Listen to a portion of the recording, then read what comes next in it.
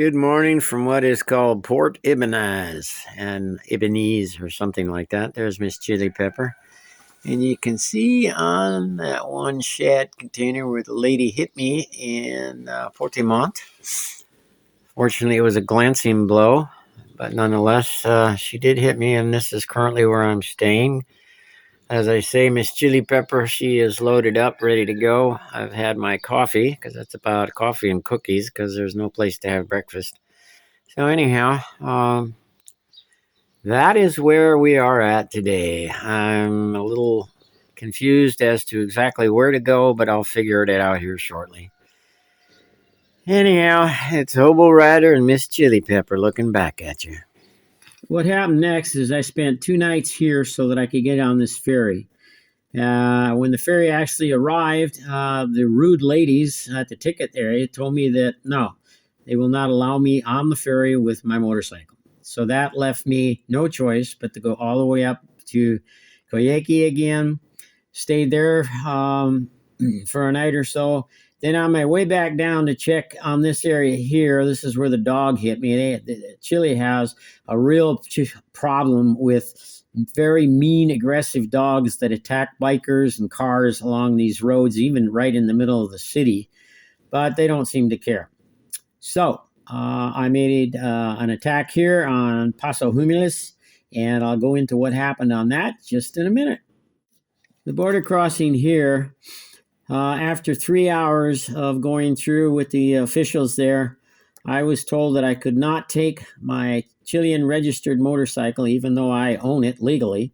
I could not leave the country with it. So that ended my trip down to Terra del Fuego, and basically it ended my trip, period. I did not want to have to ride this again, what I'm calling the death ride, because that would have been downhill and and that's even worse than going uphill. So what I've done now is I've got a ferry ticket ride from here and a 26-hour ride up to a place called Quellon. And we'll stop right there because that's where once I get there, then I will start my ride back to Santiago. Since the trip is over, I'll go back up there, sell the bike, and hopefully fly back to Vietnam.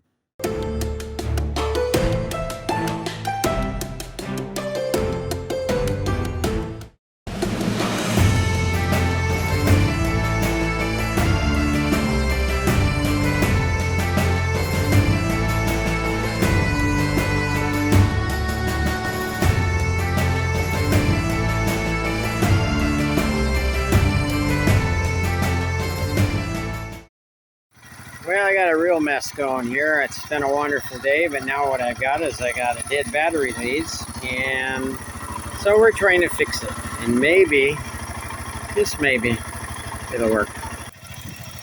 So what's happening is the nut the screw that tightens in the plus terminal, that is stripped, so the battery was not charging. So with the help of the man from the hotel, we loaded up a bunch of thread tape on that, and it tightened down pretty good. But what's going to happen is I'll have to take the battery out, replace that nut, and hopefully the battery will be okay. I'm not going to shut this off. Oh God, I hope I make it to Coyhaique, and that's like 65 kilometers, but we'll see. The saga continues here today, and I'll tell you, it's been a bad one.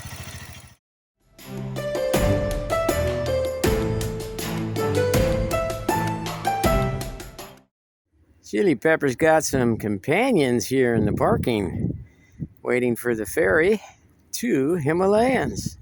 Looks like they've been a lot further than I have, though. But anyhow, I'm not the only one riding a Himalayan.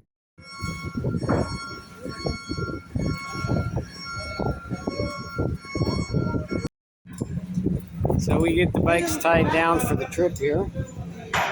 Everything gets cinched down. Chili Pepper's getting tied down. And these are other people riding Himalayas. Helped me out with my bike a little bit, loading some stuff.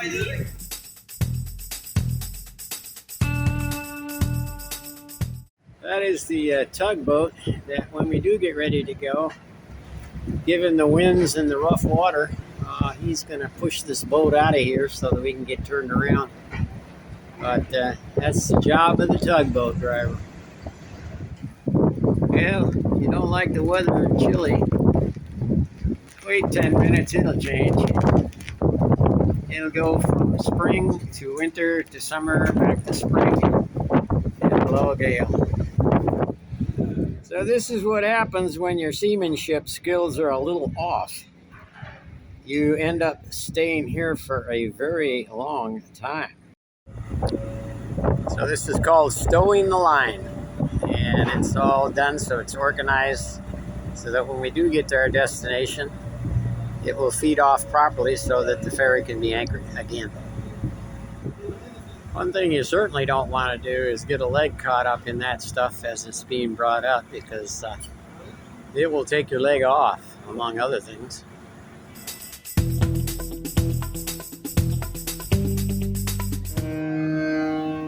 Up comes the ramp. The horns that you're hearing are the signal that the boat's going to be backing out, and that everybody stay clear.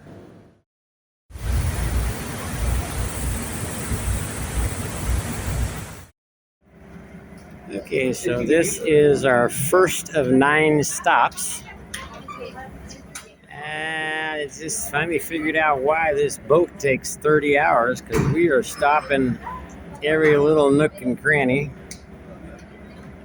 unloading, and then picking more people up. But if you can notice the lights in the background there, all of these places are basically set on the side of a mountain, a very steep mountain.